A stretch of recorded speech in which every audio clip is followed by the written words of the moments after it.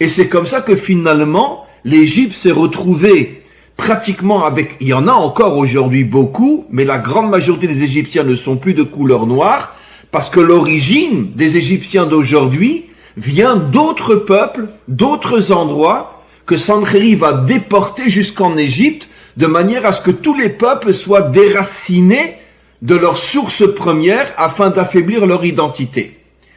Et c'est quelque chose d'assez extraordinaire. Donc maintenant, je reviens à ce que j'explique. Nos commentaires disent que le peuple juif est né à partir d'une matrice qu'était l'Afrique. L'Afrique dans le sens que les habitants de l'Égypte, Pharaon, étaient noirs. Et tous les habitants de l'Égypte à l'époque où Israël s'est retrouvé là-bas et est né à partir de cet endroit, tous, dans leur grande majorité, étaient des noirs. Et c'est quelque chose de fou, c'est quelque chose d'absolument incroyable, surtout que nos maîtres comparent, encore une fois, je me répète, parce que c'est tellement important, l'Égypte noire de l'époque était la mère qui avait enfanté le peuple juif. C'est quelque chose de fou que 99% des hommes et des femmes sur terre ne savent pas.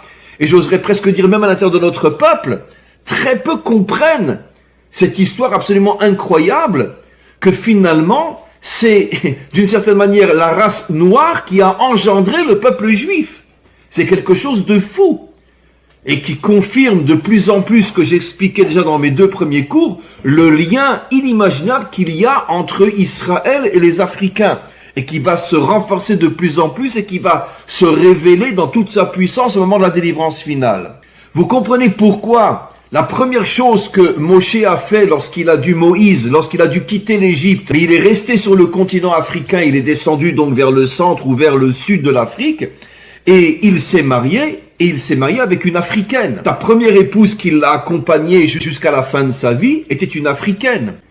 Nos maîtres nous rapportent déjà dans des commentaires, il y a depuis très très longtemps, que quand Alexandre le Grand, vous avez tous entendu parler d'Alexandre le grand conquérant grec, il a conquis, comme on le sait, le monde entier. Je parle du monde civilisé de l'époque. Et la dernière étape où il a été, c'est écrit dans le Talmud et dans d'autres textes, donc des textes qui datent de plus de 2000 ans, que la dernière étape où il a voulu continuer sa conquête, c'était en Afrique. Il est parti en Afrique. Et en Afrique, il est tombé sur une armée de femmes noires. Et ces femmes noires ont vaincu Alexandre le Grand et l'ont chassé. Ça veut dire que c'est quelque chose de fou. Alexandre le Grand s'en va en Afrique, il tombe sur une armée de femmes et il est repoussé par cette armée de femmes. Qu'est-ce qu'on comprend? Quel est le message? Et je vais expliquer dans quelques instants, malheureusement, ce qui s'est passé après en Afrique. C'est que nos maîtres nous expliquent depuis plus de 200 ans, depuis plus de 2000 ans, qu'au départ, le peuple africain était tellement fort sur le plan physique que même des femmes africaines sont arrivées à repousser l'armée d'Alexandre le Grand. La seule armée qui a vaincu Alexandre. Ça ne s'était jamais passé nulle part ailleurs. Partout où Alexandre allait, il gagnait. Maintenant, donnons un exemple simple aussi. Sur le plan sportif, les plus grands athlètes dans le monde, c'est sûr qu'il y a des blancs, des jaunes aussi, mais parmi on pourrait dire la première ligne des puissants athlètes, que ce soit en boxe, que ce soit en course, que ce soit dans tout ce qui est l'athlétisme, etc., ce sont quand même des noirs. On voit que les noirs ont une puissance physique inimaginable, surtout dans le domaine de la boxe. Tous les champions de boxe mondiale, pratiquement à 1 ou 2 exceptions près, sont des noirs. Il y a une puissance, une force incroyable, on pourrait dire dans la matérialité africaine, et on comprend maintenant pourquoi l'âme d'Israël, en tant que peuple, doit s'unir à l'Afrique quand elle retrouvera sa vraie puissance, parce que de la même manière qu'il faut avoir une âme puissante dans un corps fort, comme on dit d'ailleurs en français, un esprit saint dans un corps saint, je préfère dire une âme forte dans un corps fort, qu'en vérité parmi tous les peuples, ceux qui ont hérité de la puissance du corps plus que n'importe quel autre peuple ou civilisation, c'est précisément les Africains. Et c'est la raison pour laquelle, au moment de la délivrance finale, la puissance de l'âme d'Israël va s'unir à la puissance, on pourrait dire, de la réalité matérielle, corporelle de l'Afrique. Ça va donner une civilisation avec une puissance inimaginable qui pourra vaincre le mal, repousser le mal et installer le bien dans ce monde. Qu'ont été les plus piétinés, les plus poursuivis, les plus maltraités, les plus exterminés dans toute l'histoire humaine, les Noirs n'en parlant pas, les destructions, les guerres, tout ce qui s'est passé en Afrique jusqu'il n'y a pas tellement longtemps entre les Tutsites et les Hutus, etc. Et on va en parler bien sûr. Donc, il y a, et aussi l'exil. Les Africains sont exilés aussi aux quatre coins de la terre. Il n'y a pas un pays au monde où il n'y a pas des Noirs aujourd'hui. Alors qu'ils avaient un pays d'une richesse inimaginable. Que le pays le plus riche en ressources matérielles du monde, c'est l'Afrique.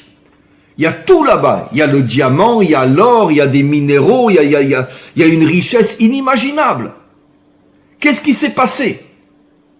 Comment les Africains ont pu être exilés? Comment ont-ils pu être transformés en esclaves? Comment ont-ils pu être piétinés, massacrés, violés? Mais le jour où on retrouvera les archives véritables et qu'on se rendra compte de ce que les Blancs ont fait aux Noirs, on se rendra compte que ça a été un véritable génocide. Ne parlons pas des viols, ne parlons pas de tout ce qui s'est passé. Les jeunes filles étaient violées, les femmes étaient violées, les hommes étaient massacrés constamment, pendus, torturés à mort, jetés dans des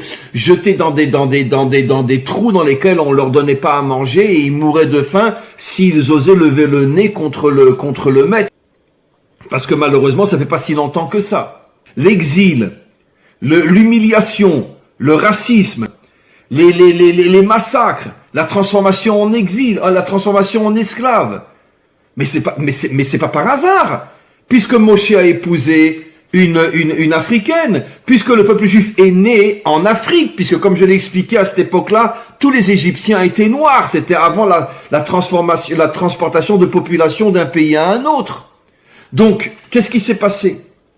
La civilisation blanche occidentale, pourquoi elle veut mettre la main sur l'Afrique? Parce que l'Afrique a des ressources comme aucun pays n'a au monde. Comme on le sait, tous les diamants la plupart des diamants sont en Afrique, l'or, l'argent et quantité d'autres ressources pour faire des médicaments et d'autres choses. La terre africaine est extrêmement riche. Et donc, le monde occidental a voulu s'approprier l'Afrique. Pourquoi? Parce que les Occidentaux ont besoin d'une Afrique divisée, d'une Afrique en guerre. Ils ont besoin d'affaiblir les peuples africains pour mieux mettre leurs mains sur toutes les ressources et toutes les richesses africaines. Et donc, c'est évident que c'était les Occidentaux qui ont provoqué cette guerre entre les Tutsites et les Hutus. Et combien d'autres génocides qu'il y a eu dans l'histoire entre les Africains eux-mêmes. Pourquoi? Mais c'est très facile à comprendre. Vous croyez que les chefs Tutsites ou les chefs Hutus, par qui ils étaient payés? Qui leur a ouvert des comptes en banque dans lesquels ils ont mis des millions? Les Occidentaux, évidemment. Et aujourd'hui, il y a beaucoup moins de dictateurs, c'est vrai, en Afrique. Mais pendant des siècles, vous le savez tous et toutes, l'Afrique était remplie de dictateurs. Par qui ils étaient financés, par qui ils étaient payés? Mais par les Occidentaux. Et pourquoi? Dans le but d'affaiblir les peuples africains.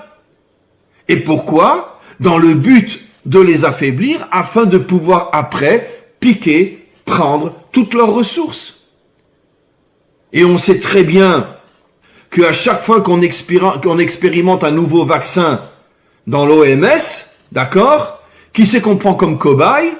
On va trouver un village perdu en Afrique, on leur apporte de la nourriture, on leur apporte de l'argent, et on leur dit, en échange de l'argent qu'on vous donne, essayez le vaccin, la moitié disparaissent, et puis comme ça, on expérimente sur les Africains, on expérimente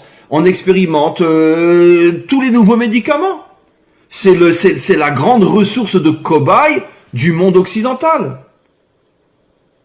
Ça veut dire que qu'est-ce qui s'est passé avec les Africains? Les infiltrent de l'intérieur, on paye des gens pour les détruire de l'intérieur, pour les affaiblir, et comme ça on leur pique toutes leurs ressources.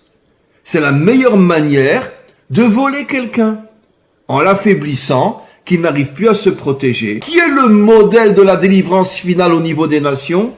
Un noir. Ça veut dire que la Torah nous révèle il y a des millénaires que le modèle, que le phare du retour des nations à Dieu, le Dieu authentique, ce sera un Africain ou les Africains et non les Blancs, non les Occidentaux. Après, tout le monde suivra, les Asiatiques, les Occidentaux, tout le monde suivra. Donc vous voyez mes amis que finalement, c'est toujours comme ça. C'est les peuples les plus poursuivis, les plus volés, les plus piétinés, les plus humiliés. Et tout ça, vous savez pourquoi? Parce que finalement, nous cachons en nous la lumière de Dieu. Et c'est justement parce que nous cachons en nous la lumière de Dieu que les nations ont tout fait pour nous humilier, pour nous piétiner, pour nous détruire.